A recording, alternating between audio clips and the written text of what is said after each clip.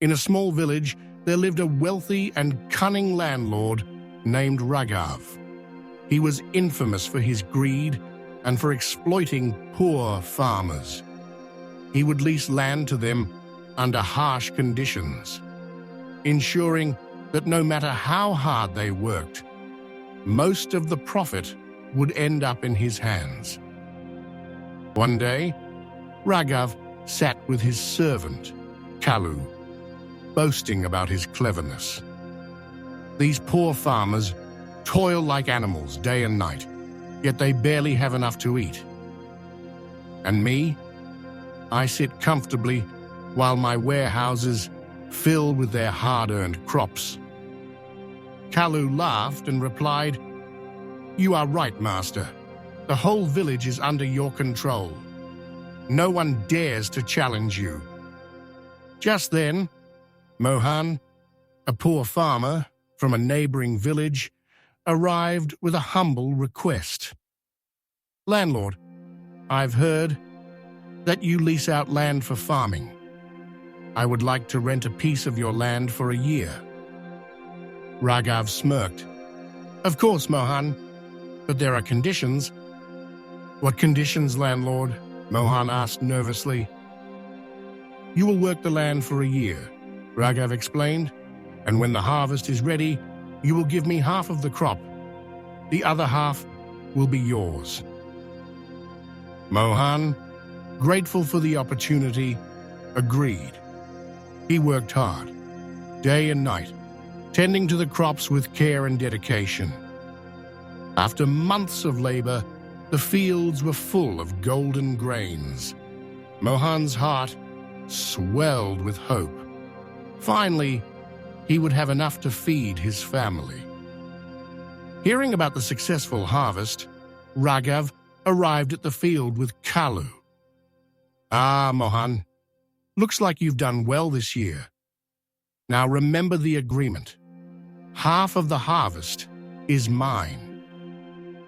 Mohan sighed, but nodded respectfully. Raghav took the best part of the crop, leaving behind the smaller, damaged grains for Mohan. As Raghav and Kalu left, laughing, Mohan stood helplessly. That night, he sat with his head in his hands.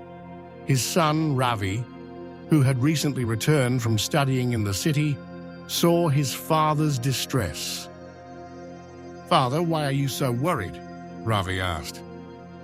"This is our fate, son," Mohan replied sadly. "Men like Raghav take advantage of our hard work. We are left with nothing." Ravi's eyes narrowed with determination. "Not anymore, father. Leave it to me." The next day, Ravi visited Raghav. "Landlord, I would like to lease your land this year." Raghav smirked. "Oh, you think you're smarter than your father? Fine. But here's my condition. You can keep whatever grows beneath the soil. I will take whatever grows above it." Ravi smiled. "Agreed, landlord." Instead of planting rice like his father, Ravi planted potatoes. When the harvest season arrived, Raghav and Kalu eagerly visited the field. "Ah, Ravi, time to claim my share," Raghav said, rubbing his hands together. "Of course, landlord," Ravi replied calmly. "You asked for what grows above the soil, so please take the leaves." Raghav's eyes widened in shock. "What? You planted potatoes?" Ravi smiled. "Yes, landlord. It's what's beneath the soil that holds value." Raghav fumed as Ravi took home baskets full of potatoes, leaving behind worthless leaves for the landlord. "Master, that boy tricked you," Kalu exclaimed. "We'll see about that," Raghav growled. "Next time, I'll make sure to outsmart him." The following season, Ravi again approached Raghav. "Landlord, I wish to lease your land again." Raghav grinned. "Fine. This time, I will take what grows beneath the soil, and you can keep what grows above." Ravi agreed without hesitation. This time, he planted wheat. When the harvest was ready, Raghav arrived, confident he would win this time. "Ravi, it's time to collect my share." "Of course, landlord," Ravi said. "As per the agreement, you can have the roots." Raghav's face turned pale. "What? You planted wheat?" Ravi smiled. "Yes, landlord. The roots are yours, but the grains that grow above the soil are mine." Raghav clenched his fists. "This boy is too clever." Kalu shook his head in disbelief.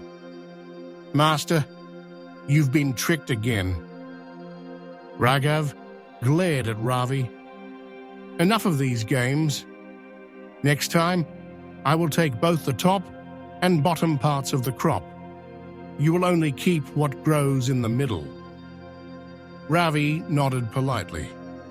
The next season, Ravi planted sugarcane. When the crop was ready, Raghav came to claim his share with a smug smile. "Well, Ravi?" Ravi pointed to the sugarcane. "Take the roots and the top leaves, landlord."